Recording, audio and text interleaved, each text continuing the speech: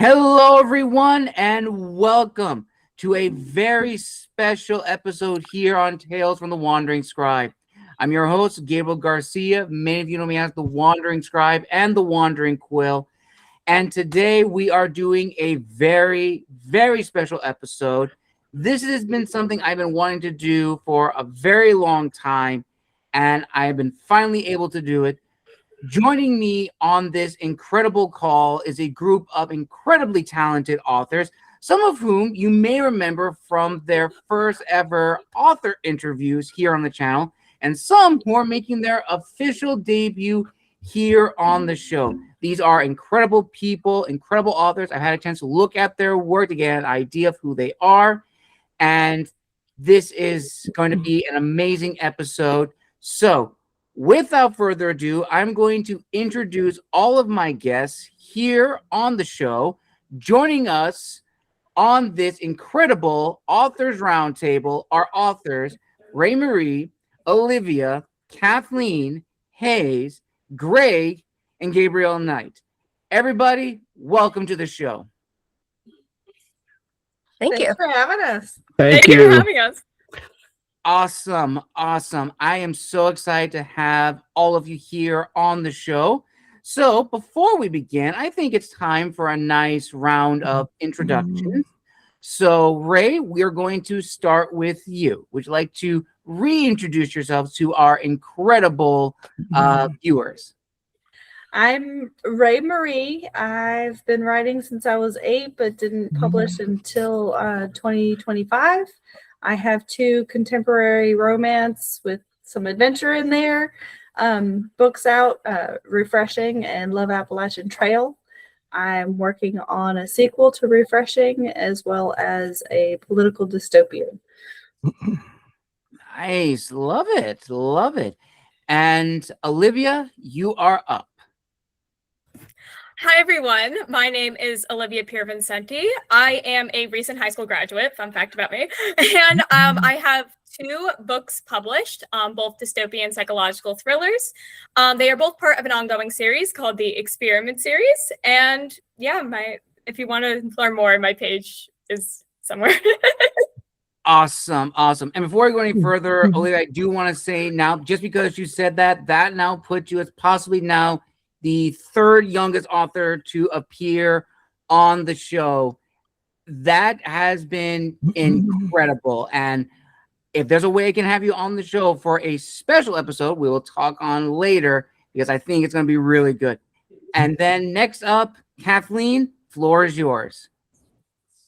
Hi, I'm Kathleen Maxine Keith Akins, and my pen name is Maxine Keith. I write romance across the genre. I literally have something for everybody. I have a wide variety and a large amount of books published.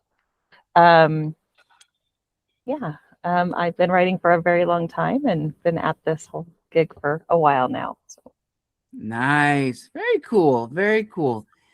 And then K.E. Hayes, you're up. Hi, everyone. I'm Caitlin. I write under K.E. Hayes. My debut novel came out in December of last year, Almost Friends. It's a contemporary romance and medical drama.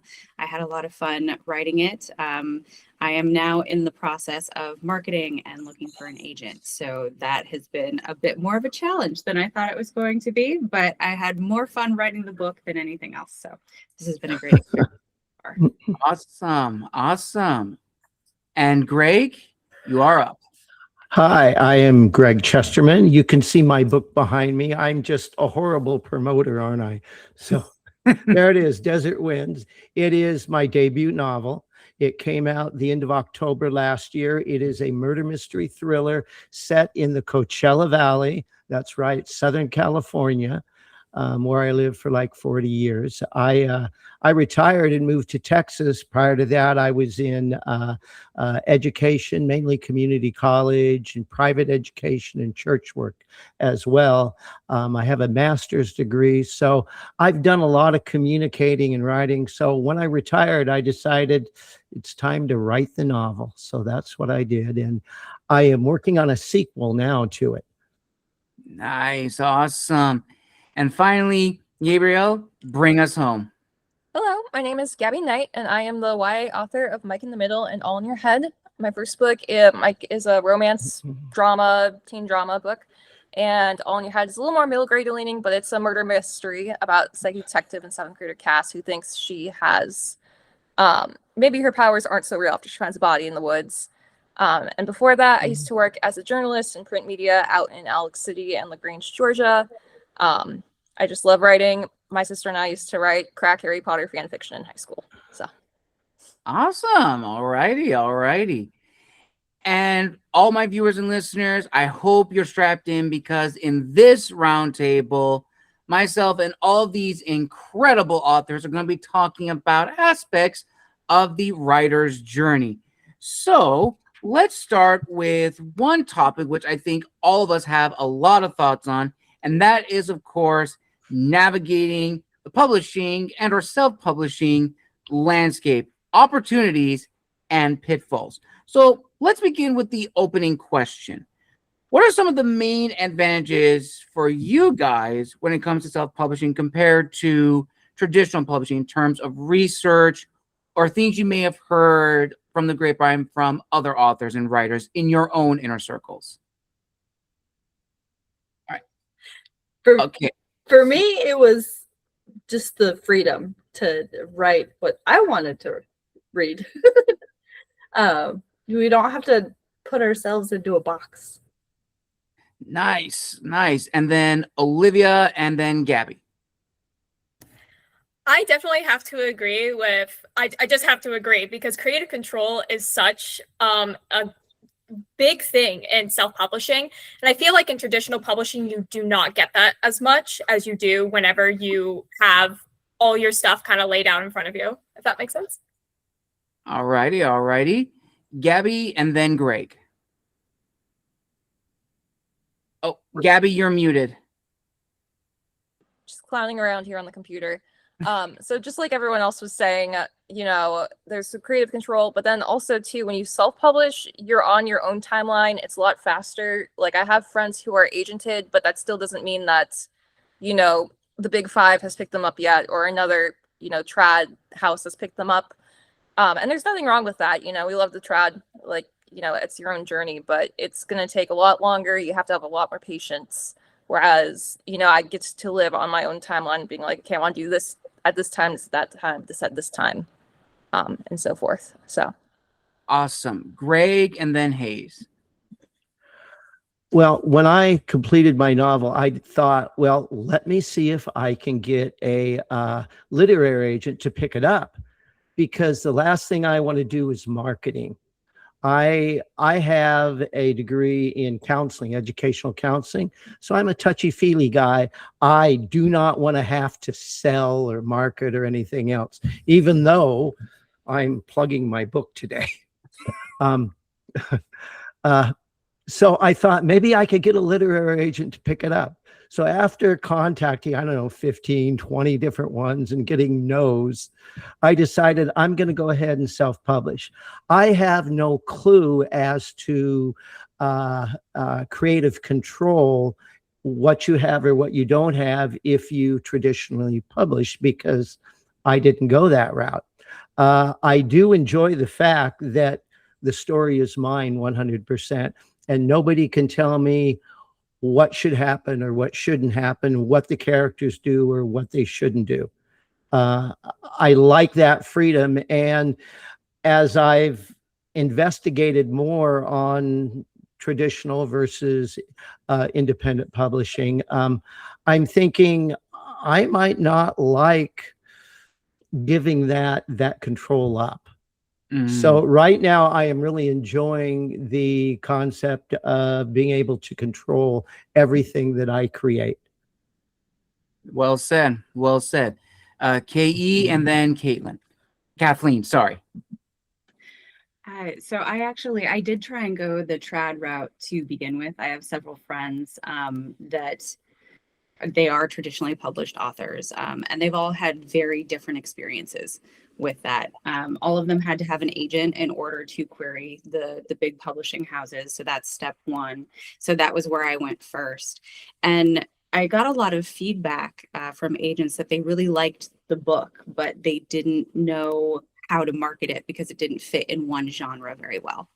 And I didn't want to sacrifice my story in order to make it fit in this little box that they were envisioning for it.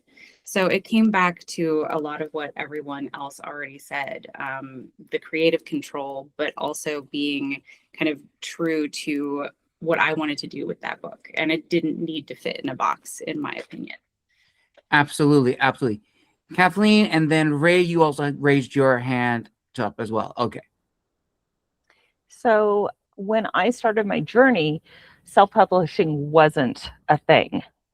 Like I said, I've been at this a long time. So I tried the query route and I tried, the whole thing.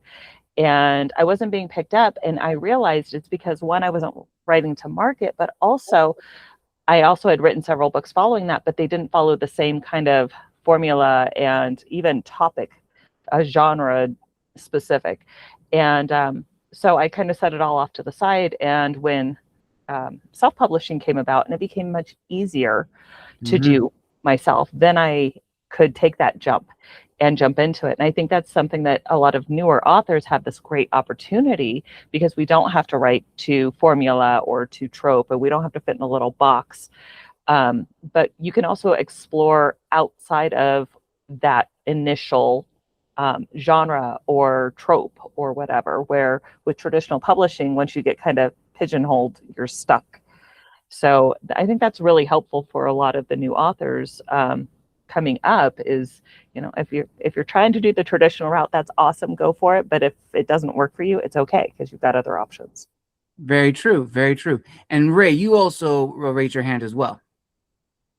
That was just me chiming in with what Katie said about the not fitting into a box. Okay.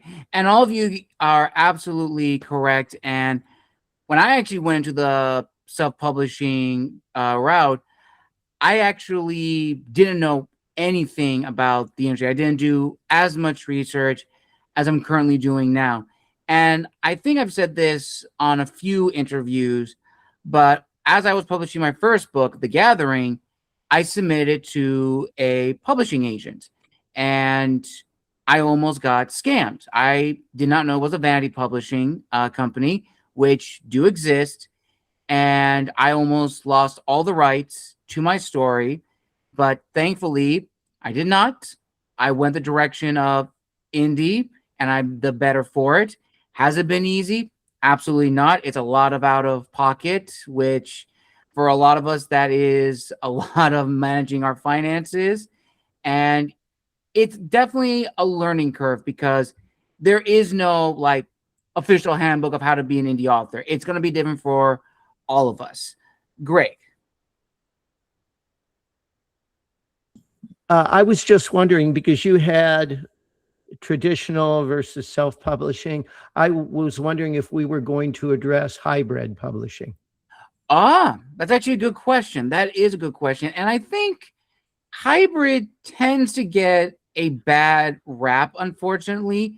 Hybrid, for those who don't know, the viewers and listeners, hybrid publishing is a type of publishing where authors do pay a fee up front, and that fee sometimes does cover the marketing side, and the company does take care of the rest.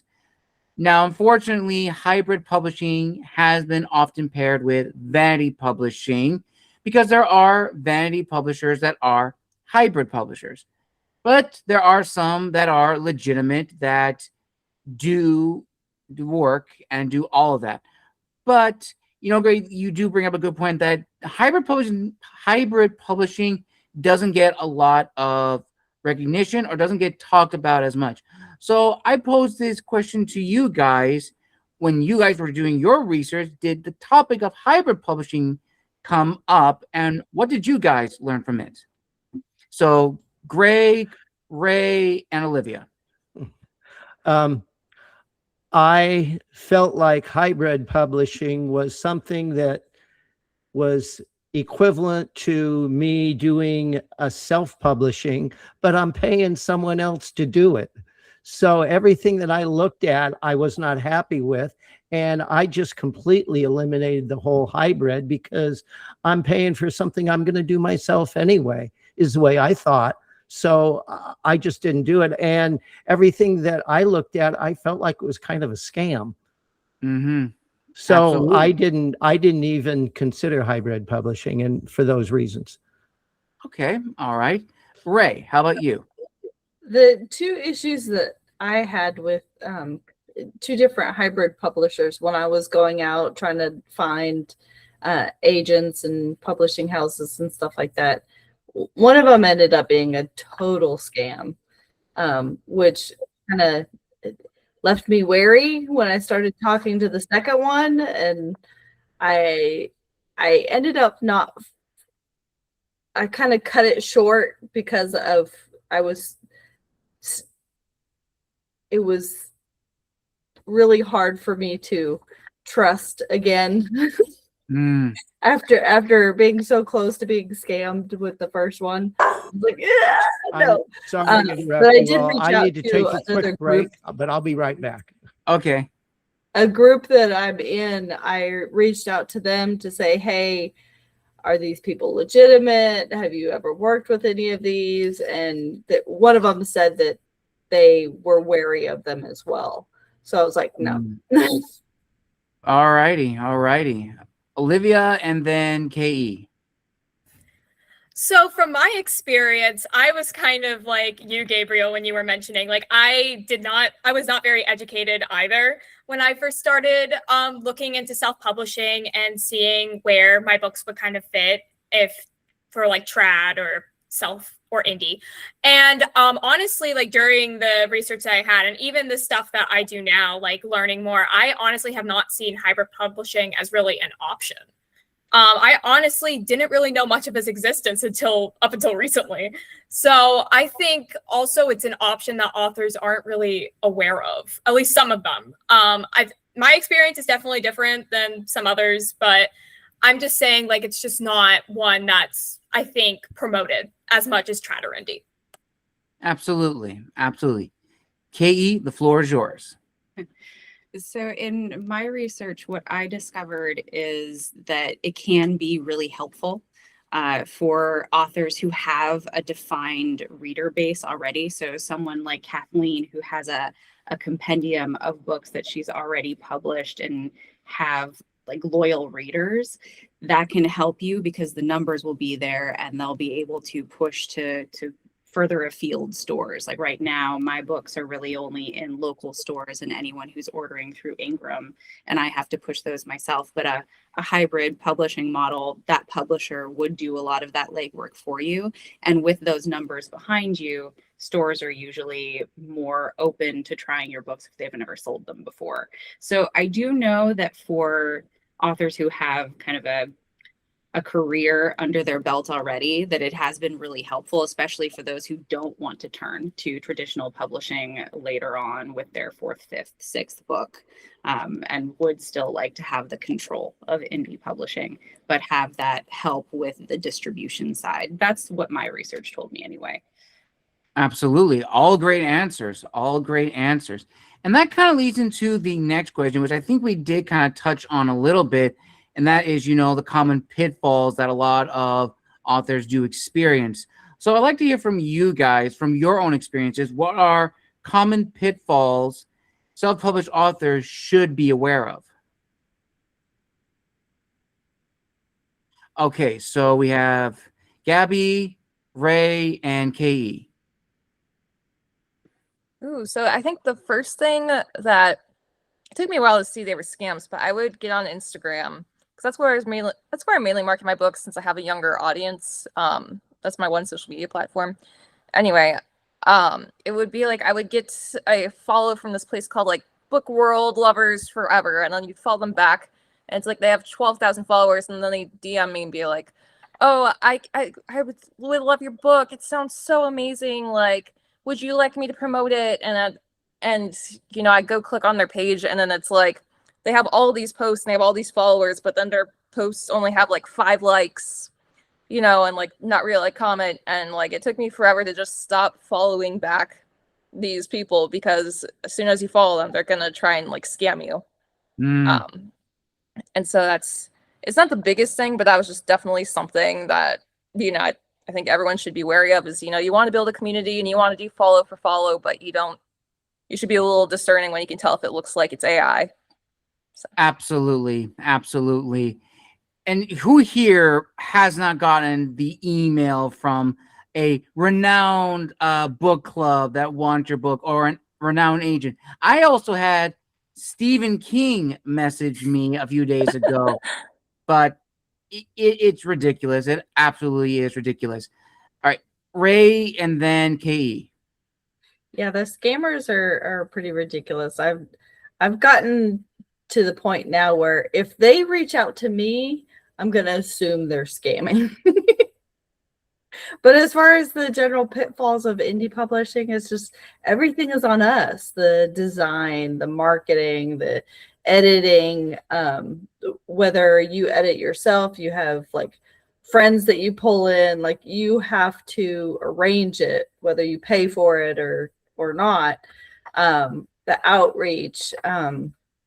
But as long as you can find like another group of other indie authors, like just connecting with them, and somebody's going to have an answer. They've been through it. If you have a question, go to those groups and just ask your question. Everybody so far, at least for me, has been very helpful. Absolutely. KE and then Greg.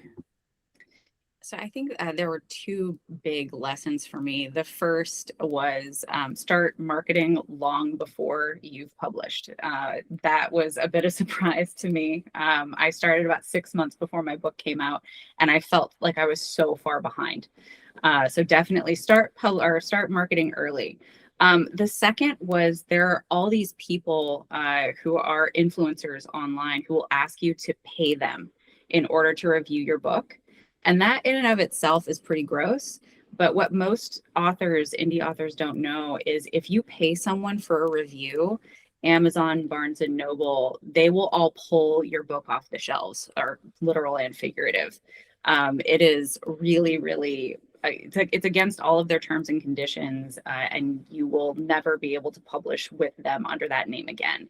And so that is huge scam that I know so many people have fallen for, and luckily none of them have had their books pulled, but they've gotten warnings about it as well. So it's definitely something to keep in mind. Absolutely. Greg? I think most of us, when we talk about pitfalls, I think most of us think about the promotional part of it. And the funnest thing that I think all of us enjoy so much is the writing part. And it's the promotion part that being the work for us, And I am right there with you all. I have to ask myself the question, can someone living in Nigeria effectively market my book? And you all know what I'm talking about, huh? I had this one woman contact me, said she would review my book for a price and then market it on her Instagram site. And she gave me the link, and the link was some guy. And she said, "Oh no, that's my IT guy. He takes care of the IT, but I do the reviews." I'm thinking, who puts the picture of their IT guy on their website, So there's so many scammers out there that I decided once I finished the book, and I didn't start marketing probably till 2-3 weeks after I finished the book. And just because I didn't know, I decided I'm not going to spend any money on marketing because I have no idea. So I have done research. I'm continuing to do research, and I don't think I'm ready yet to spend money on marketing. I do probably what you all do. I do Facebook, I do Instagram, I do Nextdoor. Nextdoor seems to be a really good venue for me to market my book. I was surprised too, but it gets local area though. So anyway, I've got a Nextdoor profile, not only for Texas, I also have one for Desert Hot Springs, which is in the Coachella Valley, because I want to get people there to see the book too, since that's where it's setting. So I've done some of that, but I don't know that I'm still ready yet to spend money on marketing. Absolutely, Greg. Absolutely. And then Gabby. Yeah, something Greg said that reminded me too, like a pitfall that isn't related to marketing, was that, when you start out as an indie author, your probably first thought is, okay, I'm going to publish with KDP. And the nice thing with KDP is then they're like, oh, here's a free ISBN you can use. Well, the issue is if you use their free ISBN, bookstores don't want to sell your books because KDP doesn't do wholesale to bookstores. And what you have to do is they love Ingram Spark. And so for that, you have to go ahead of time and buy ISBNs through Boker. And then you got to go to Ingram Spark, to do that and get it all published and refigure it out. And so I technically have 2 separate editions of my first novel, Mike in the Middle. The ones on Amazon still have the original ISBN, but then I called my new ones on Ingram Spark, I called them my second editions, because I also went back through and just fixed like minor typos, like I didn't consistently spell okay a little bit that my editor didn't catch. So I went back, I fixed that, updated the new ISBN, put it on. And so there's just some like little things, if no one's told you, like you haven't worked with a bookstore, that, it's going to be a bit of a pitfall. So. Absolutely. Greg. Thank you. I'm not the only one that's done that then. Gabrielle, I'm right there with you. I did the exact same thing. Yeah. I did too. True. And Kathleen. I think that's one of the things that that's a great point, because that's true. As an up and coming author, you need to think about where you want your books available, who you want to have access to them, and where you really think your base is going to be. Because using KDP and those type things, having them available on KU is great if that's just what you want. If you don't want to see them in bookstores, if you don't, but most authors, of course, want to walk into a bookstore and see their book. So they have to really think about those things. And that comes so early on that most new authors don't even think about it. I mean, that's one of those things that you don't realize, like the marketing piece and all those other things, as well as all the scammers that are going to come up. So, one of my advice to like up and coming authors is to reach out to your author groups or reach out to other authors, especially more established ones or ones who have been out trying this a little bit more, to find out like, hey, what should we be looking for? Yes. Olivia. Now I'm learning something new every day, because I did not know that about the ISBN. So that's my sign. Happy to help. Yes, very true. All very, very true. And this actually perfectly segues into the next set of questions, which I'm actually going to combine into one very, very wordy question, because I think we did kind of touch on it a little bit about, KDP, marketing, and also a little bit about, the quality of our books. Because as self-published authors, there has always been this stigma that if you're a self-published author or an indie author, the cover of the book or the quality of the work is going to be shoddy. It's not going to be professional. But we can't say that anymore, or not as much, because you can't go into a bookstore, pull out 2 books, and tell which one was professionally made by a publishing house or one that was made by a indie author or from a small press company, because the quality and the expectation has gotten that good. So here is my multi-level question for all of you.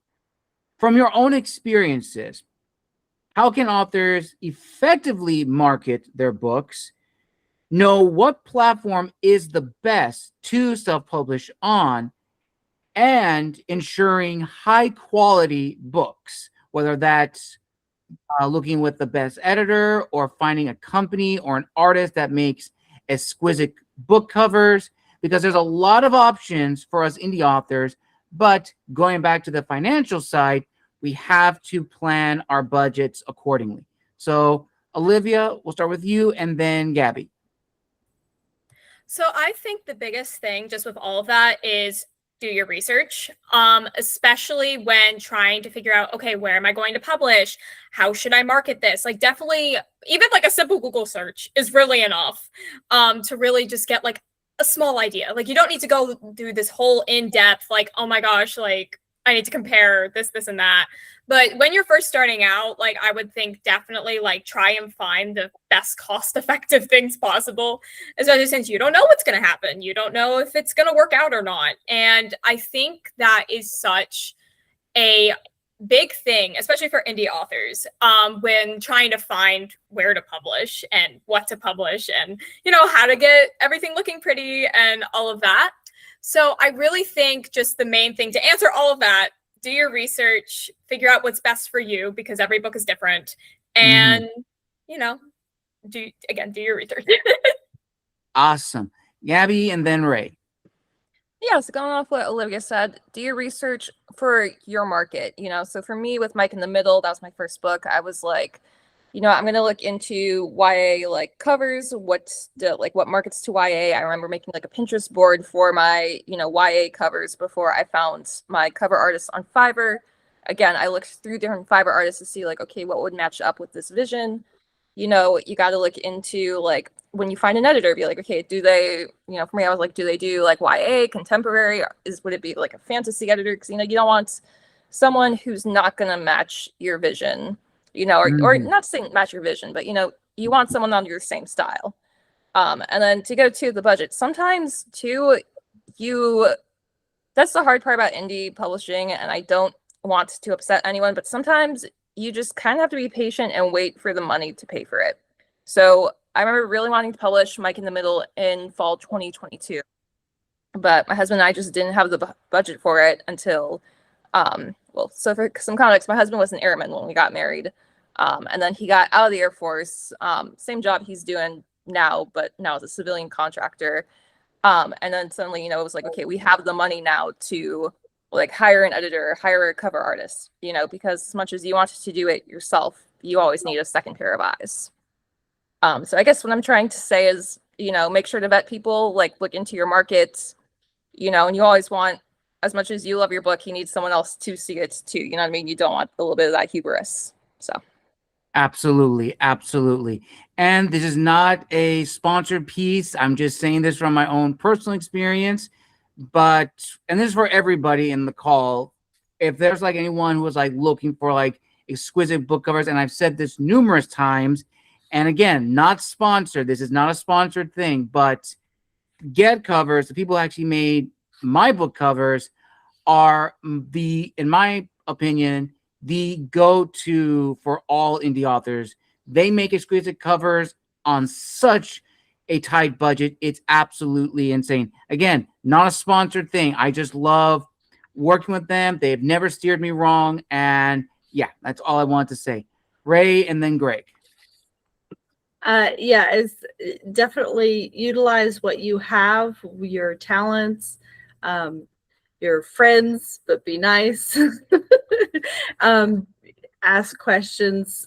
I know I've probably beat the dead horse, but ask questions for your indie author groups. Again, whatever question that you might have, somebody has gone through it. So just there's nothing wrong with asking for help. And as far as like free marketing stuff, like it varies for everybody, but if you are on social media and you're okay with being on social media, doing that kind of stuff, just find stuff that makes you laugh. And I mean, this is what I've done personally. I find things that make me laugh and I recreate them kind of with my own little spin. And that's free marketing. Like as far as other stuff, like use Readsy and Fiverr and like there's a lot of programs out there that you have to pay for the services there, but when you do get to that point, make sure you've had a thorough conversation with whoever you're going to work with. Make sure that everything meshes, that your vision, like, for sure that they see your vision. I kind of cheated with my books and my covers because they're photos that I took myself. One while I was hiking the Appalachian Trail and while I was in Costa Rica. So that was easy for me. And Canva, I still only have the free version. So Same. I love Canva. Awesome. All right. And Greg. I'd like to say kudos to Canva as well. And I also use the free version. But, my cover, my daughter's boyfriend, fiance, whoever he is an artist. And so anyway, I have that free service, which is real nice. But, we haven't talked about content. How do you make sure content is quality if you're the only one that reads it before it's published? So what I did is I got friends and family to be my beta readers. I printed out manuscripts. I got about 8 of them. It was, I think, 164,000 word document when I gave it to them. So I got all this feedback and I incorporated every bit of feedback I got. One of them was, you have a lot of superfluous stuff in there that needs to be taken out. So I actually cut out about 1/4 of the book. So now it's about 121,000 words, which is, for that genre, is where it's supposed to be. I had a guy, he's an athlete. He played semi-pro hockey. Then he was the golf pro at their local country club. He's not a reader. He wanted to be one of my beta readers. He read it in like 3 days.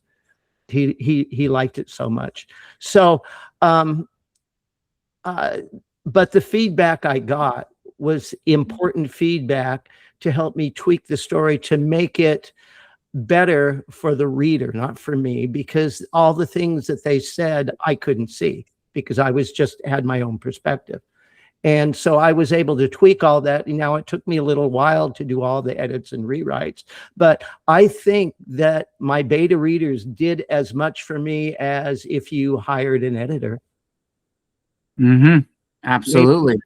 Maybe even more, because I had about 8 of them, Dang. Very, very impressive, Greg. Very impressive. All right, Ray and then Kathleen. I forgot another thing I did, calling all local indie bookstores, and I went through state by state calling all the Barnes and Noble and asking them to carry my book. And there's been maybe 3 of them that said yes, but I mean, you're not going to get that yes if you don't call. That is true. I've even tried calling my Barnes and Noble. They will not accept mine because mine are indie published, and I'm published on both Amazon and Barnes and Noble Press, and they will not accept the books. And it does make sense because of its print on demand. It's a lot, and it is frustrating. But that's why there's also indie bookstores as well who will be able to take on the books. Kathleen. Just to piggyback on what Greg was saying, Greg, kudos to you that you found people that you knew who would read your books. I've kind of found the opposite, where most people who know me don't want to read them. But get in your reader groups. A lot of times, a lot of cities will have like reader groups or author groups. Get in with those, because sometimes they will read them and help edit and refine the storyline for you. And if not, in your online groups. I found most of my beta readers through my online groups. There's always somebody who's, looking for a book to read or, willing to give back, or especially I've noticed that other authors who have a lot of books out there are willing to help out the newer authors and help do that refining. They're a great place to get ideas from too, with, hey, what do you think the cover should look like? What were you imagining? What were you thinking about? Things like that. So all those things are great resources. Absolutely. Thank you, Kathleen. Thank you for that. Ray. Reaching out to local book clubs too, like, because they're, especially if you have something that you can hand them, or if they have a Kindle, you can send them the EPUB version. But yeah, they will eat that up for like a beta reading, ARC reading, like a free book. Yeah, sure. Yes, absolutely. And I will also say this. I don't know if any of you guys have ever done this, but I found this to be an effective way to make money on KDP, especially for ebooks. If you tell people, say, hey, who wants a free ebook from Amazon? Just buy your book as for someone else, send it to them. They accept it. You get the royalties from that. I think last year I made about maybe up close like $70 just doing that. But here's the caveat. It's only for people in the United States. The ebook thing does not work for those outside. However, I do want to say this. I know a lot of us have our own thoughts and issues with Amazon KDP as a company. For us authors, we have our own thoughts. But what I did find to be very helpful is if you were to go to another market, let's say you have, almost as you guys were talking about, book clubs and, readers groups. Let's say there's a reader group or a book club in the UK and you want to send some books to them. Now it's expensive to send from the American website to the UK. It's going to be a lot of money. But if you go to the UK website and order the books like that, it's a lot cheaper and not as expensive. Plus, you save time on travel fees, and not travel fees, but like taxes and everything. So that's also something that I found interesting as well, publishing on KDP. And the part of readership leads into the set of questions, which is writing for young adult trends and readers' expectations. Now, may not write for a wide audience, but still, we also have to acknowledge that for us as authors, audience is going to change. We younger readers who read our works, which may be completely unexpected from our target audience that we originally want to write for. So I'd like to hear from your guys' thoughts. What do you think are the themes that are currently trending in YA novels? And this could be, books you guys have read or books you have seen that have been popular on social media. I'd like to hear your guys' thoughts. Olivia.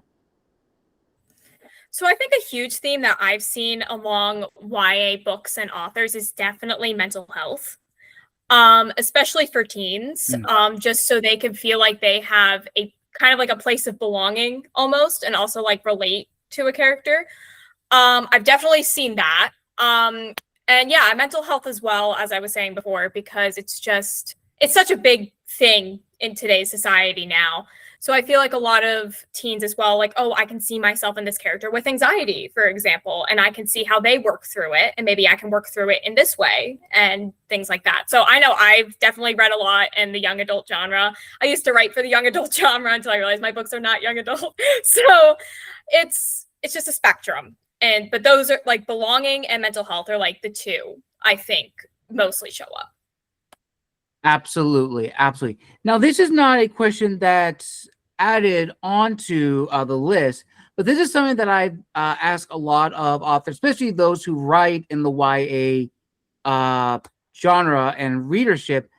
But I like to hear your guys' thoughts on this trend of adult themes being put into YA novels. Now, I know this is a teeter-totter discussion because yes, you can have adult themes and adult messages in YA stories if written correctly, if used appropriately, and that is good. But we also have to acknowledge, especially in YA novels, the current trend, there's a lot of spice, sometimes extra spice YA novels. And a lot of people, especially a lot of authors, argue that that should not be in YA novels because those are typically books that are going to be not only in bookstores, some of those books are going to be in libraries in schools and public libraries. So Gabby, Kathleen, and Olivia. Yeah, so it was pretty funny. Last year I was reading a friend's another indie author's YA book, and I always felt blindsided by the spice. Like I didn't realize this was a trend until I started seeing people start talking about it on Instagram. And it's kind of funny because I mean my books aren't spicy at all. When I'm talking about this, I might be a little disordered when I'm talking about this. But it's kind of funny because when I go to sell like Mike in the Middle or All in Your Head, like there'll be some parents who are like, oh, there's a murder that's too inappropriate for my 11-year-old daughter, even though the cast is like 12. Or there'll be some people who they'll want to buy Mike in the Middle for your 10-year-old, and I feel like I have to speak up and be like, hey, there's teen drinking in this book, you know, just so you know, just because I don't want to like scandalize anyone. And so I do think it's kind of silly because it's like, you know, it's not that teens don't have sex, like some of them do, you know, so but it's different when it's like, you know, you read, you know, The Fault in Our Stars and it's alluded to that they had sex, you know, Augustus and Hazel, you know, or, you know, when you read other YA books and it's like, okay, yes, the characters had sex, but it's off screen because, you know, that's the thing is we don't, you know, it's not to say it, you know, when you do off screen, it's like, okay, yeah, like it moves the plot along, but it shows that it's not necessarily like necessary to move the plot forward to read the sex scene, if I make any sense. And so I'm a little bit shocked and a little bit, again, like you said, we should put maybe like a warning on it or something then. I mean, and not in this morose, you know, oh, purity culture kind of way, but just in a, you know, there are younger, more sensitive readers out there, you know, and it's all very personal. So Absolutely. Kathleen, then Olivia. Well, I am as far removed from YA as possible in my age group, but I do have some YA books, but I wrote those when I was in high school and just out of high school. So I keep going back to the concept that back in my day, I hate to say that, but yes, there were like, you know, age levels or reading levels that were appropriate. And they would say it either on the book or, you know, in the material surrounding the book. And I think that's really important to continue. And I'm assuming from what I've been seeing kids read, because I was a middle school teacher for a lot of years, that they were reading books that weren't age appropriate, but they were relating to them. And I think in our social media era, these kids that we still think of like, oh, they're such babies, you know, and they don't know, they are exposed to a lot more than we realize as adults. And I would rather have, yes, I always told my students that, you know, you shouldn't be reading that. That's not really appropriate for you, you know, but if you have questions, you should take it to your parents because they need the reality check of this is out there. They are being exposed to it. I mean, I had 12-year-olds who were having sex. I had, you know, 13-year-olds that were having an alcohol problem. I mean, I saw that firsthand. And I think it would be really helpful if they read a book that had these things in it that were realistic. Like what happens to the kid who gets drunk? Like what happens during sex? Like some of these books are showing unrealistic sex scenes. And so you've got these kids basically looking at porn and it's not real. So hopefully a parent would take it upon themselves to have that dialogue with the kid or monitor what their kids are reading, since it's not necessarily up to us as authors to always have to monitor it. The parents have to play some part in that also. But as adults in the world, we also need to stop and think about the reality of things and how do we approach this to keep kids safe. So it's such a fine balance between all of that, I think. Absolutely. Very well said, Kathleen. Very well said. Okay, Olivia, Greg, and then Ray. So kind of to piggyback from what Kathleen was saying, I definitely agree that kids are exposed to much more than we realize. Especially I am closer to that age of like YA stuff. So I kind of feel like I have something to say about this as being a kid. Like, oh, like I think I know a lot more than, you know, you expect, right? And I think the problem with spice or these darker themes in YA books is that like it isn't, number one, I don't think it's really the genre for it. Like for like new adult, I feel like that's different. Later YA, fine. But I feel like if you're having like these explicit scenes in like YA, like middle grade, anything like that, I feel like that is a bit of a problem just because, again, as you were saying, like unrealistic expectations. But I feel like if it's done in the right way, like closed door, or even just done in a realistic way where they can see the consequences of the actions, I feel like that would be a lot more beneficial than just having this like fantasy, type thing with like, oh yeah, like they're having sex and it's just this thing, So I really think it depends on how realistic you're willing to make it. And it just needs to be at an appropriate level, if that makes sense. Very well said, Olivia. Gregg, then Ray. I'm a little bit like Kathleen. YA is so completely out of what I write and where I'm at today, because I'm probably older than everyone here. But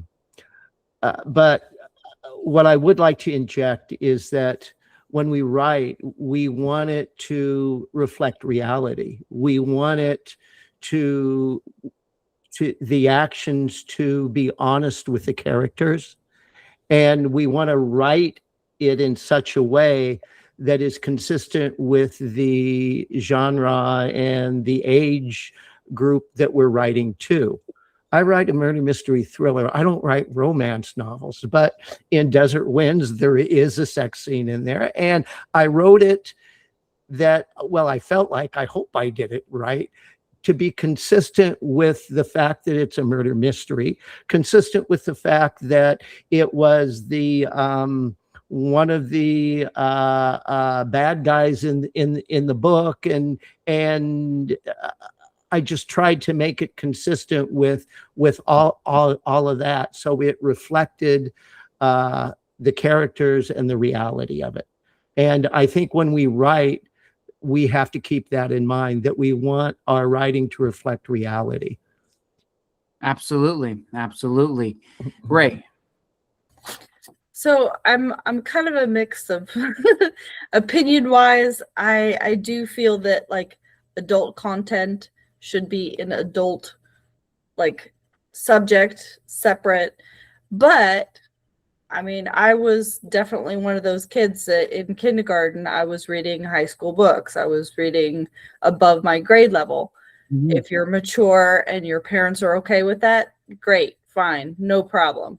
But adult subjects should be at least in new adult and older. That's just my opinion. Absolutely. KE, do you have any thoughts on this discussion? I'm kind of conflicted on it because, like Ray, I was reading at a higher reading level than my age reflected. So in middle school, I was already reading Harlequin dime store novels, back when we still called them dime store novels. And I don't think that there's any problem with that. Again, this is about your maturity level and having an adult that you trust, who you can ask questions of. But I don't think that there's anything to be gained by hiding subject matter from children or young adults. And it also comes back to, the definition of adult changes from culture to culture. Mm-hmm. What is that age? So if you're a global author, how do you put the line that is that arbitrary? I think that writers have freedom of speech. We should be able to write whatever we want. And I think that Gabby's right, that there should be some sort of way that you can have a trigger warning or have a rating system, maybe. But I just don't think that I would want to hide anything in my writing. And I think that everyone is entitled to however they feel about that. Absolutely. Thank you for that. Olivia. Just to kind of piggyback again, like this, I just got a new thought. But with that also, like, I think it is really important when we do have those subjects in YA, which I personally don't agree with, but I see why they are in there.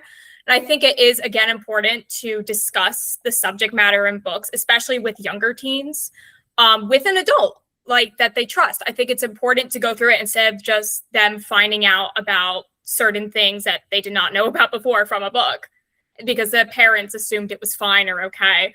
So I think definitely, I think there is discernment involved in a lot of this, especially for the parents or for the children reading it. Like, oh, I would not be comfortable reading this. So again, trigger warnings as well are such a big part of it. And also just having someone and a trusted adult that you can talk to and be like, hey, listen, I don't know what this means. Help me, please. Absolutely, absolutely.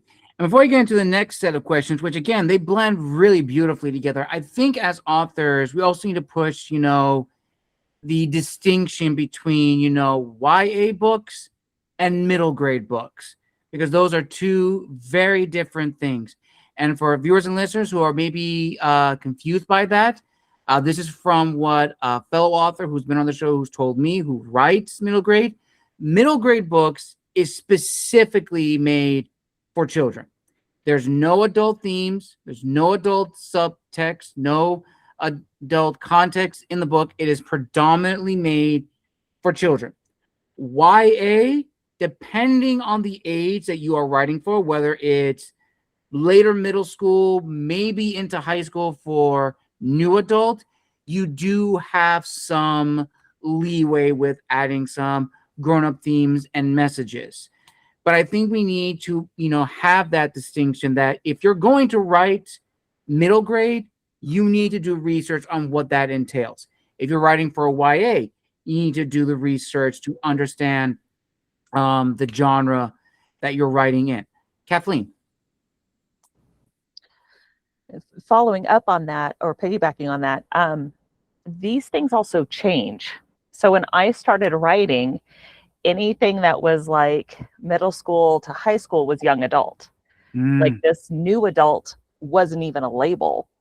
Right. So especially those authors who've been around for a while, like myself, it's a little bit more confusing as to, okay, well, what is young adult? Like what, obviously middle, makes sense, but what is young adult versus older new adult, like, and so doing research for any new authors or, any of us who come across this later in life go, wait, what was that? Like, what's that term? Doing the research so that we understand, but also as readers and adults and parents, understanding that if a book was published 5 years ago, 10 years ago, whatever, those boundaries may not be the same as what we think they are. So definitely, right. Doing that research as a reader, as a parent, if your kid brings a book to you, you'll be like, let me look through it first, or, do the research on it, because things change so fast. I mean, in the last 10 to 15 years that I've been working on, the writing and the publishing and the marketing, everything has changed. So, I think we have to keep that in mind also as we move through this. Absolutely. And this kind of goes into this discussion, which I'm going to combine two questions together into one. And that is, I think I may have mentioned this before, but maybe we can go a little bit more in depth on what are some of the misconceptions about writing for young adults. And then as authors, if we do decide to go out of our comfort zones and write for young adults, for me, myself, I write for adult fiction, but I have been experimenting with young adult stories. How do we connect with that group of readers, that genre effectively? Gabby. Yeah, so going off your first question, there definitely is a struggle with when you tell people YA, they think children's. I had a struggle earlier this year at a book festival where they went, oh, you're a children's author, and they were just trying to put me in a room with children's authors. And I had to be like, no, I write for middle schoolers and high schoolers. Like my middle school book technically is about murder, and so that there's talking about that. And of course, the misconception with a lot of people, again, is that they think, oh, if you write for YA, it's for kids. And there's nothing wrong if you want to write to a younger audience. I mean, I love writing to a younger audience. I love reading YA, I like writing YA. but it's some of that when you talk to people, like, you know, you have people come to your tables and they're like, oh, this isn't for me. It's like, it's got romance drama, it's got a love triangle, it's got a crazy love confession. Like, if you love crazy love confessions, like, please pick this up, you know. And then I forget the second half of your question. I'm sorry. Of course. So the second half of the question was, for authors who do want to write for a YA audience, how do we connect effectively with that group? I would say definitely, again, read more YA. Look what's trending with the youth. I mean, don't be like, you know, how do you do, fellow kids? But, you know, keep an open mind when you talk to the youth and talk to younger people. One of my favorite things to do right now is all my younger cousins are growing up, and like, or my older cousins now have children who are like middle grade, and just going, like, pulling out my iPhone, like, notes app, and being like, so what's cool right now? What do you like? How do you talk about this? You know what I mean? Just to see like what's trending with them, what they care about, what they like, is definitely a good way. Absolutely. And before we get to you, I do have to just say this. I heard this in the grapevine from a good friend of mine. There was one book, and I hope it's not real. I hope it's a late April Fool's joke. But one of my good friends said that there was a YA book called 6-7. I nearly threw up, and I was like, no. And for comment section, do not ask me to explain that. I refuse. I am not going down that rabbit hole. I already have to deal with that in my other job. But yeah, I just had to just bring that up as, like, you know, trends and themes. Olivia, try to bring us back. So I think also to piggyback with what Gabby was saying about like this misconception that YA is for children, I feel like it can also go the other way, that YA is for adults. I have definitely seen earlier YA books, like, for example, Hunger Games, Maze Runner, that type of thing, being used as kind of like a nostalgia thing for older adults, which is totally fine. But then they make it seem like, oh, every YA has to be written for this nostalgic feel. And I feel like that is such a problem, especially because, again, two sides of the spectrum. We have too young or too old. And I think that it's also, again, back to kind of like touch back on our other topic, why there is so much more adult content in these books, because there are more adults reading them most of the time. There are more adults kind of going through them and talking about them and all this stuff. And then also for the second question, to relate to, again, to piggyback, definitely do your research, read more YA to relate to the genre. And then also maybe talk to some other teens yourself, like see what they're reading, see what they're into, see what themes those kinds of books have, and kind of see like, oh, okay, like I want to write a book about this. Let's see where this could go. And it's maybe similar to that one. So yeah, that's my thoughts. Nice. Very nice. Ray, great. Well, let's actually kind of go, we'll just jump ahead to the next question, which will then segue into the next topic, which is on mental health and writing, because I think this topic really is important, which is, what role does social issues play in YA storytelling? And I'm not going to use an example I was seeing when we look at TV shows from like the 80s and the 90s compared to TV shows now. Not only were they not overtly stimulating, there was storytelling. And I'll use an example of Static Shock. There was one episode which talked about homelessness. There was a character, I forgot her name, but she was able to control ice and snow, but she was homeless. And her character was on the streets. It was around Christmas time, and Static learned a very important message about this. And it was such a really good and effective way to talk about, you know, that kind of storytelling.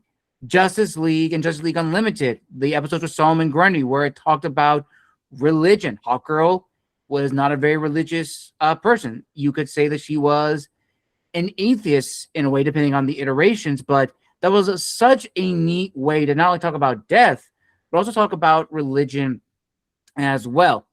Whereas now in stories nowadays, you do have some effective use, but sometimes it is a hit or a miss. Kathleen. this is one of those things that I think is changing with every generation. As a Gen X, 70s baby, 80s kid, we didn't talk about mental health. We didn't talk about those things. They were swept under the rug. And if you got a hold of a book that dealt with it, it was like connecting to your, like, who you were, because nobody talked about it. And sometimes the TV shows, the programs, the books that really made a difference in like my generation's life is because they at least touched on it, or they acknowledged that something was there. As we move on and through time, it becomes a big discussion point. I mean, teaching about mental health, talking about world issues, homelessness, all that stuff became huge in the early, 2000s, mid 2000s. And so you see it a lot more in the books and in the storylines, because that's what people were talking about. It was okay to discuss it. Now, I don't know. I mean, I feel like sometimes it's almost like people are like, oh, that again, I mean, I know when I was teaching in the classroom, I would, we had these lessons that we had to teach, and we would bring it up and the kids would like roll their eyes, like, we know already. So maybe we're seeing a trend with the books and stuff that we're acknowledging that it's there, but we're pulling back from it because we were so saturated with it for a while. And I don't know if it's right or wrong, but I feel like, like a lot of the things in books and the trends, especially with your traditional publishers and, indie authors may have more flexibility to bring this stuff up and kind of mold it however we see it, how it affects us.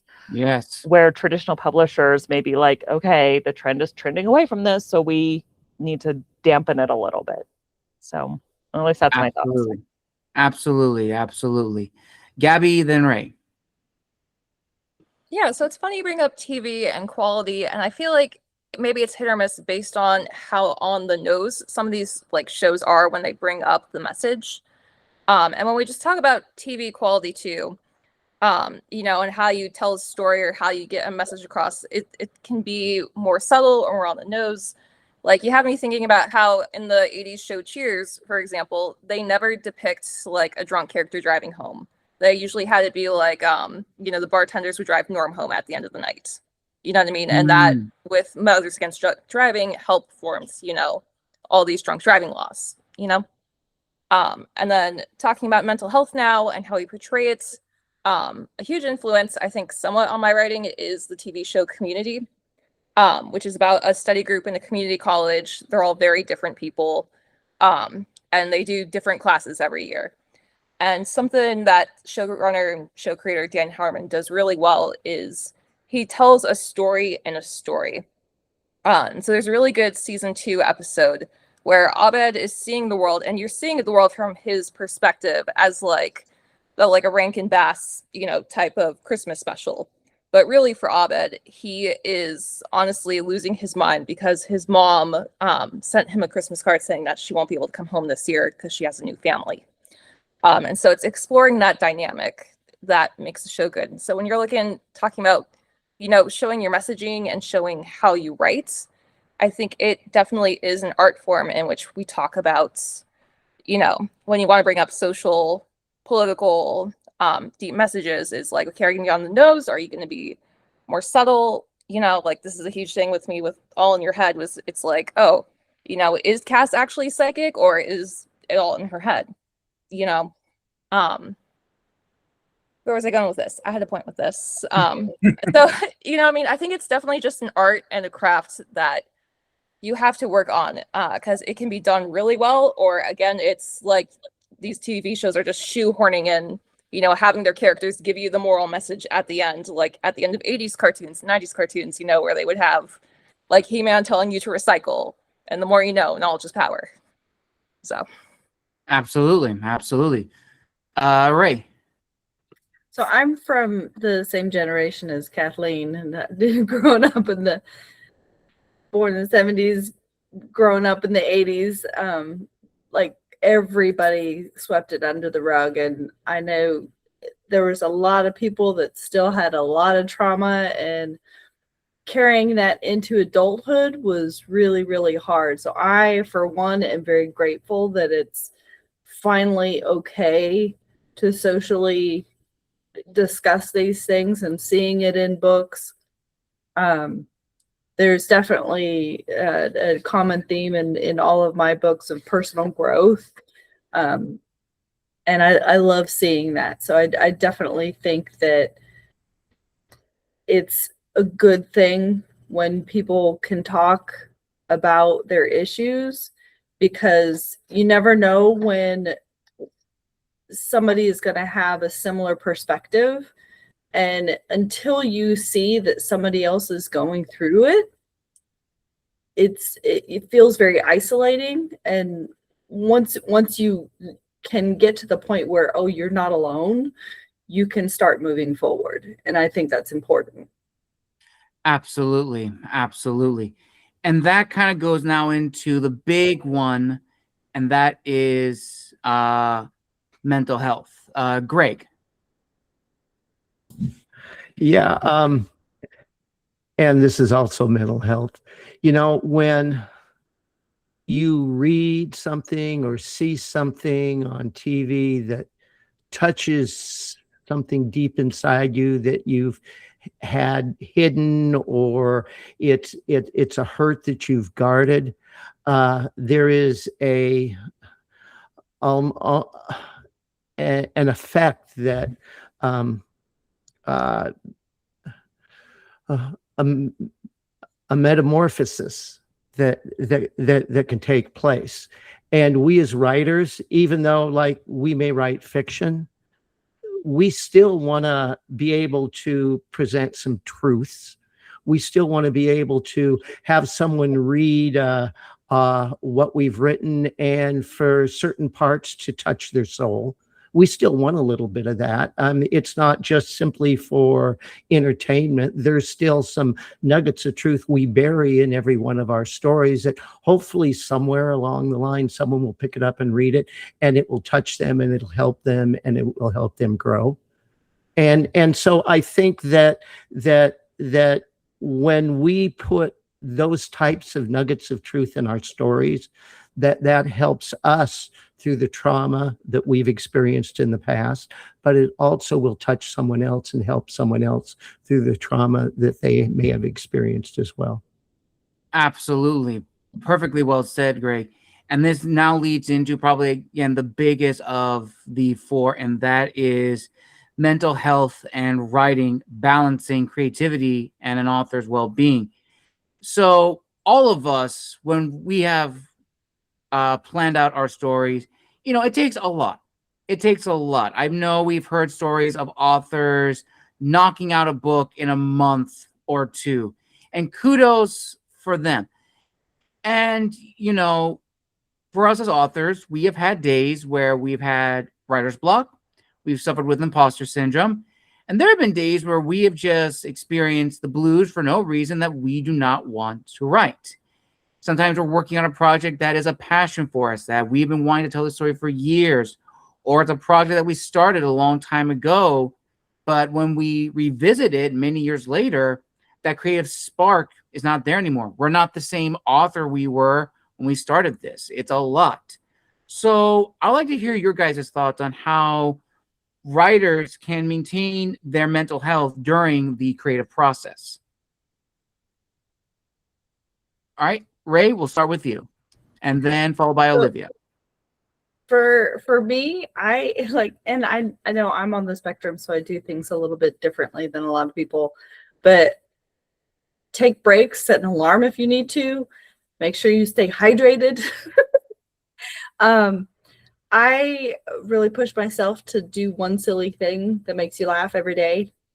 And again, reach out to other authors. They will very likely know what you're going through, and just having that connection to be able to talk through it can very often calm you down and get your perspective back in order. Absolutely. Olivia, then Gabby. I really think the best thing to do is honestly, when getting stressed out about a project or feeling like, like really just not feeling that creative spark, maybe just like take a break from writing, or even just write something else. Like, even if you still I feel like we've all had those days where you still want to write, but you aren't sure what to do with it or how to write it. So I've always found that moving on to something else or another project is really helpful. And also, I've definitely found out doing other hobbies that you enjoy. Like, for example, I'm an artist. I like to draw. I like to do fun stuff like that. So I'll sometimes like take a couple hours. I'm like, okay, I'm just going to work on this art project I'm doing. I'm not going to worry about my manuscript. I'm just going to one thing at a time. So I feel like that's been very helpful for me as a writer, and it could be helpful to other people. Awesome. All right. Gabby and then Greg. Yeah, something for me is you have to learn to forgive yourself and like give yourself permission to make mistakes. Especially in your first draft, when you're just trying to write. Like, for example, this winter I was writing All in Your Head sequel, and I was doing it every day, and I had a word count. And then one day when I went to sit down, I got a migraine, and I was out of migraine meds, and I was just like, I wrote like 300 words. I was like, I could do it. And then I was like, no, I need to lie down. And so then I just kind of took the afternoon off, and then I felt like clarifying to my followers on Instagram just to be like, hey, so I know you see my highs, but here's a low. But you gotta just, you gotta be able to, just like other things, tell yourself, it's okay. This is a process. I'm new. Be gentle with yourself when you do hit those walls. And a lot like Olivia said too, for me, I like doing something mindful if I hit a wall. Now, I don't take hours drawing. I will like doodle my characters in 5 minutes. Do that, you know what I mean? Get up from your computer, go walk your dog, or if you don't have a dog, just go outside, you know what I mean? If you can, if it's not muggy. I know a lot of us are in the South. But you know what I mean? So you got to just give yourself a little breaks and give yourself permission, and, just be able to forgive yourself, because, you're the one who's writing this. You got to just give yourself a hug. It's going to be okay. Absolutely. Absolutely. Greg. All right. This reminds me so much of study skills. I was a counselor for 20 years at the community college. So I would tell students, this is what you do. You sit down when you study. How long can you concentrate before you need a break? Some people say, oh, maybe a half hour. Some people 45 minutes, however long it is. Okay, you set a timer. And at the end of that, you take a 5-minute break. You get up, you walk around, you stretch, you get a drink, get something to eat, whatever, but you take those 5 minutes and then you go back. It's a study skill. It's how you study. And what happens is, if you study too long, longer than what your brain functions, then it gets tired, and then you got to be down and take a long rest, maybe even not even pick it up again until the next day. But if you have these little breaks based on you and how you work, that will allow you to write longer throughout the day. Now, after I say that, and I hesitate to share how I write because I'm retired.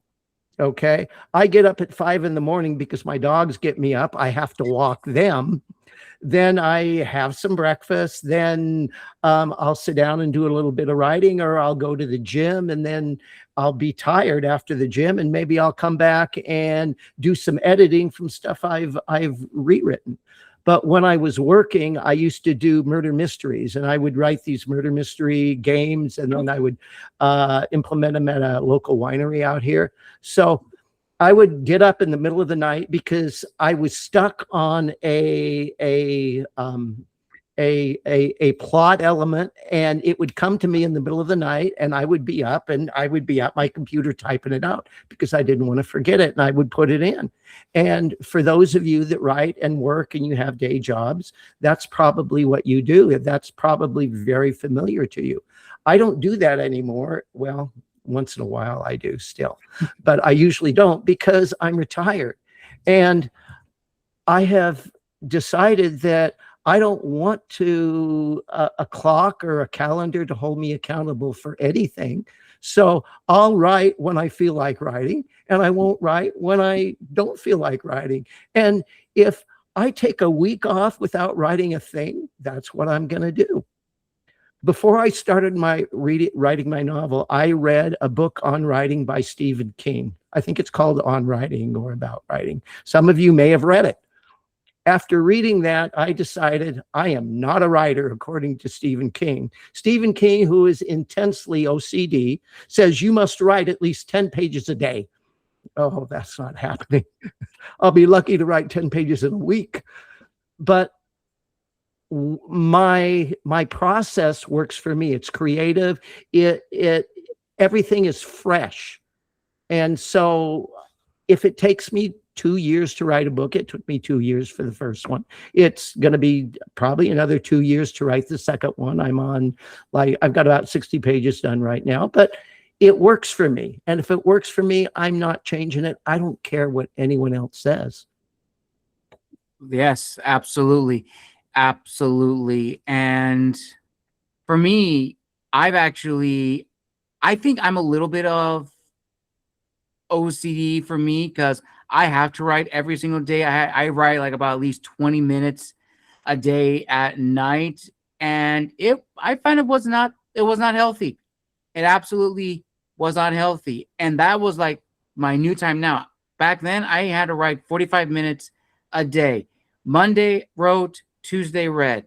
And it was like that for many, many months because I had to get a book published out at a certain time. It was not healthy. It was very, very, very distraught. And that actually will go into next question. And then Ray, Gabby, then Kathleen. Before I get to you three, K.E., did you have any thoughts on the previous question before I go to them? I'm not sure that I'm the right person to ask about this. I am actually very open on my social media about the fact that I struggle with mental health daily. I'm neurodivergent. I have anxiety, depression, executive dysfunction. So the only thing that I tell myself that works every time is comparison is the thief of joy. If it works for someone else, it's not necessarily going to work for you. And you have to decide that you're writing for you, not for anybody else. So your timeline is your timeline, just like Gregg said. But yeah, like Gabriel said earlier, there are going to be some days where you're just not going to write and you're going to have this goal and you're not going to meet it, and you have to be okay with that. But that I can say that and it sounds very easy when I say it, and it is not easy to live it. So comparison is the thief of joy. I live by that mantra. Absolutely. All right, Ray, Gabby, and Kathleen. I'm just going to echo exactly what K.E. just said. You are the only person that knows your limits. Go off of those limits. Do not ever compare yourself to anybody else. Feel free to get other people's insights and assistance, but do not compare yourself, which I know is hard for a lot of people because you want to push yourself and you want to do all these things, but you really have to figure out what times, like what alarms that you need to set, but stick to it. And I also need to note that my computer is about to die and dinner's ready. Okay. Gabby, then Kathleen. Oh, All I really wanted to add was onto Gregg's comment about Stephen King, which is that Stephen King wrote his most successful books while he was doing drugs. So, that's my shrug there. Yeah. Don't try it at home. all right, Kathleen. I have to say that I get really concerned when I talk to a group of authors or newer authors, or when they start talking about, well, I have this deadline.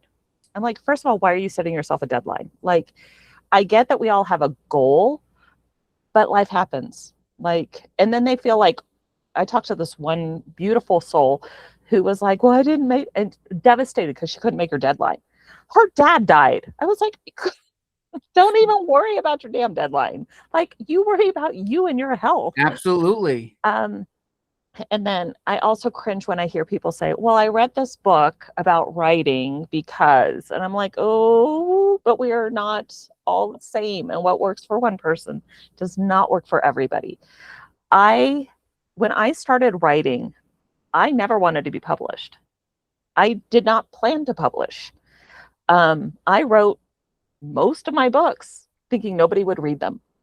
And I go into every book with, well, let's just see where this takes me because nobody's going to read it anyway. And that's how I've written so many books. Like everybody's like, what's your secret? I'm like, I don't plan on anybody reading them. So I just write them how I want to. And then I go from there. So I think that in this, I don't know if it's our society or if it's these expectations that we put on ourselves or if it's these books that tell us what to do and what not to do. It's, a lot of newer authors need to come into it with a concept of, this is me. I love doing this. And if you don't love it, you shouldn't be doing it. But just take the pressure off yourself. You're human. You're in a life. It's going to happen. It's going to happen. It's going to flow. It's going to flow. And there are going to be days where it's not going to flow and you're not going to force it. So just roll with the punches. And I think that's like the best advice that we can give newer, younger, less experienced, maybe, I don't know, however you want to terminology it for these authors and their mental health. Absolutely. Absolutely. And then Ray, we're going to go to you. And I think we are going to, after your question, Ray, we're actually going to stop it here because this discussion deserves a part 2. So Ray, we're going to go over to you and then we're going to wrap this wonderful roundtable up. Oh, I was just going to say, I do give myself a set time every day that I know that I'm going to have time. But I have like 5 different projects that I'm working on. They are all very different. If I'm irritated, I'm going to work on my political dystopian. If I'm feeling frisky, I'm going to work on my romance. It just depends on my mental status on what I work on. Absolutely. Absolutely. And I think on that note, everybody, viewers and listeners, we are going to stop here at the Authors Roundtable, but do not fret because this discussion is not over. We will be back with part 2. I won't reveal the date because that is going to be a surprise. I want to give a huge thank you to my lovely guests for coming on the show. Now, everybody, again, thank you so much for being a part of this. And I can't wait to have you guys back on for the second part so we can continue our discussions on mental health, as well as a little bit more discussion on marketing one's book. So for all of you, where can people find you on the social media? Do you have any upcoming books, any projects, and websites? So Ray, we're going to start with you, followed by Olivia, Kathleen, Katie Hayes, Greg, and then Gabby at the end. So my website is www.rei-marie.com. I'm on Instagram and Facebook. I don't do TikTok. But yeah, at reimariebooks.com. Awesome. Olivia? So I have both an Instagram and YouTube channel. My YouTube is the Experiment Series official channel, which is my series name. And then Instagram is pretty much the same thing, Experiment Series official. And upcoming projects-wise, my 3rd book in the Experiment Series, Corrupted, is coming out in August. Oh, congratulations. Kathleen? I'm on Facebook, Instagram, Threads, TikTok under Maxine Keith, MAXINEKEITH. And my website is maxinekeith.com. And I just published a book last month called The Killer and the Coyote. It's a shifter romance. And then I'm working on a small town romance right now. So I'm not sure when that will be out because I'm not sure how that's going to go. But Awesome. Thank you so much. Awesome. And then KE? I'm on Instagram as KE Hayes Writes. I'm also on Threads under the same username, and my website is authorkehayes.com. Almost Friends just came out in December, so I'm very much working on 2 work in progresses right now, or works in progress, I should say, and no plans to publish anything this year. It'll probably come out in 2027. Awesome. Awesome. And then Greg? Oh, Greg, you're muted. Thank you. I am on Facebook. I am on Instagram as Gregg Chesterman. I'm also on Facebook as Murder Mystery Parties to Go. I am on Nextdoor as Gregg Chesterman. Let's see, what else am I on? That's probably enough. I do not have my own webpage. I'm thinking of getting one of those maybe one of these days. And I'm in the middle of a sequel to Desert Winds. Well, not in the middle yet. I've got about 60 pages done, and it should be out probably in about a year and a half from now. All righty. All righty. And then finally, Gabby. Yeah, so I am on Instagram as Gabby Knight Author, Gabby with 1 B, Knight with a K. And hopefully by this time next year, I will have my adult closed door romance, Start with a Sloth. It's a zookeeper romance about 2 keepers who don't like each other, who have to work together after a sloth accidentally breeds when it's not supposed to. So Awesome. Awesome. I'll link all these incredible authors' socials, links to their books and websites down below in the description of this video, viewers and listeners. And as a final note, if you would like to see all of these incredible people in their own author interview, their own spotlight episode here on the channel, you know you have to do. Like this video, comment down below, and subscribe to the channel. Thank you, everyone, for joining us for our first ever Authors Roundtable. Be on the lookout for part 2, which may come out next month or in August.